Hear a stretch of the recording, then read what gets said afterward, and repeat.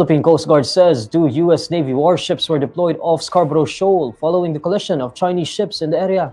Tariela says U.S. ships were exercising navigational rights and freedoms in the West Philippine Sea in accordance with international law. PCG spokesperson for the West Philippine Sea, Commodore J. Tariela, says USS Higgins and USS Cincinnati were monitored 30 nautical miles away from Scarborough Shoal on Wednesday, August 13. Two destroyers locked eyes across one of the most dangerous stretches of ocean on the planet. One wrong move, one nervous officer reaching for the wrong button, and the world could have witnessed a war breaking out in real time. The USS Higgins pushed within striking distance of Scarborough Shoal for the first time in 6 years, and China responded by sending warships directly into its path. But what happened on the radios and across the radar screens in those next few minutes left analysts stunned and forced Beijing to rethink its gamble. Before we move on, I'd like to ask you a small favor. If you appreciate this content, please take a second to like this video and subscribe to the channel.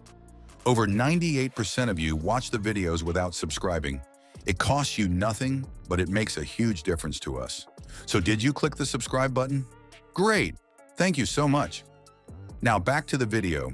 A Chinese destroyer slid across the bow of the USS Higgins at less than 1,500 yards. That distance is closer than what most aircraft carriers even allow their own escorts to approach within protective perimeters. On the Higgins Bridge, every sailor knew that those seconds would decide if this event remained a tense encounter or spiraled into live combat. It wasn't just about two gray ships passing in contested waters.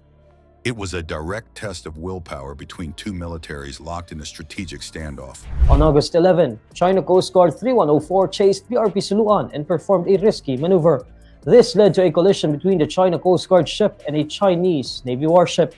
Earlier, the People's Liberation Army's Southern Theater Command said it mobilized the forces to monitor, issue warnings, and expel the destroyer USS Higgins. PRP Suluan managed to evade the maneuver. China pushes what experts call an exclusion zone enforcement in Scarborough Shoal, but the 2016 arbitral ruling declared the shoal a traditional. Cincinnati were monitored 30 nautical miles away from Scarborough Shoal on Wednesday, August 13. Hours earlier, the Higgins had cut its way into the South China Sea on a freedom of navigation operation. Its orders were clear: sail through Scarborough Shoal without altering course or speed. A blunt reminder that Beijing's territorial claims over the water were not recognized under international law. Chinese commanders had been tracking its approach long before it reached the shoal. By the time the American destroyer closed in, multiple Chinese warships were maneuvering in, their bows slicing the sea with tight patterns of interception. The shoal itself is little more than a rocky atoll, but what it represents, control of one of the busiest sea lanes on the planet, gave it geopolitical weight far heavier than its shallow reefs. Chinese tactics unfolded with an almost scripted intensity. First, shadowing. A Type 052D destroyer locked itself alongside Higgins' outer arc, adjusting speed to mirror every movement. Then came the radio pressure. On open maritime channels, Chinese voices declared the U.S. ship had entered Chinese waters without permission and demanded it reverse course immediately. Each call was repeated, louder and more insistent, until they began to sound less like warnings and more like threats disguised as law enforcement commands. What unsettled observers was how the Chinese helmsmen closed their formation tighter and tighter, closing to gaps riskier than peacetime seamanship should have ever allowed. On the Higgins Bridge, crew members responded not with words but with silence. The officer of the deck kept eyes locked on instruments, confirming each coordinate matched their intended route. Course unchanged. Speed constant. Engineering watch teams monitored the turbines, making sure the destroyer held steady without an ounce of unnecessary acceleration. The helm responded only with small, calculated adjustments when necessary to maintain safe passage. The entire posture of the American crew insisted on restraint, absorbing the persistent intimidation without yielding to it. Yet below the surface of calm discipline, sensors hummed at full readiness. Higgins's Aegis combat system fed raw radar and sonar data into the ship's central network. The SPY-1 phased array radar tracked dozens of contacts from Chinese destroyers to smaller patrol craft circling on the horizon. Across the water, the Chinese Navy's own Type 052D destroyers were not just shadowing. Their tactical consoles slid targeting radars onto active indexes, feeding missile batteries with live coordinates. The YJ-18 anti-ship missiles slotted into potential launch cycles. In that moment, the decks facing one another were not separated by innocence. Each side knew every button, every switch, could ignite the ocean in seconds.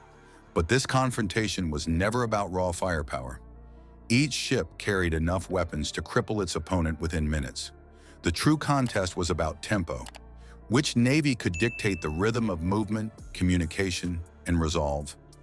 Every warning radio call, every incremental turn of a Chinese bow pressed for a response.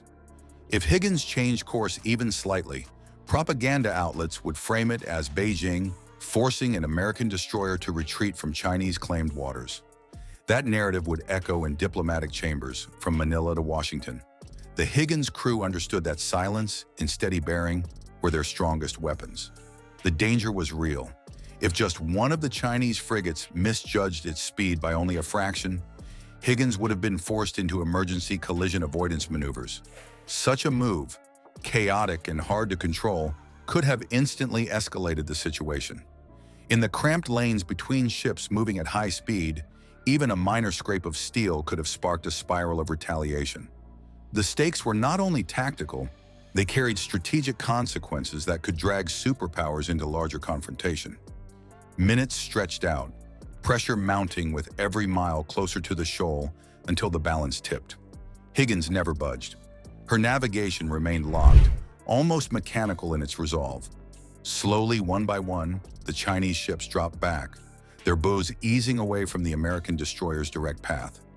Beijing could not claim a retreat. Instead, the withdrawal told its own story. Pressure had failed against steel discipline. That day, the lesson was unmistakable. The United States had shown that calculated restraint carried more weight than reactive aggression. By refusing to yield or escalate, Higgins prevented a clash that could have grown into a regional firestorm.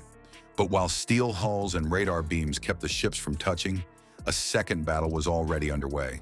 The war of perception, where influence, legality, and narrative struck harder than missiles ever could. The Scarboro standoff showed that military strength is not defined only by radars or missiles. Power at sea can also mean keeping steady when every instinct says to answer force with force. The more dangerous the provocation, the greater the value of discipline that prevents a small clash from turning into a regional disaster. So here's the question. Can international law survive if its enforcement depends on ships holding course under extreme pressure? Let me know in the comments what you think real maritime power means today, because even the most advanced weapons cannot control what wisdom and restraint can.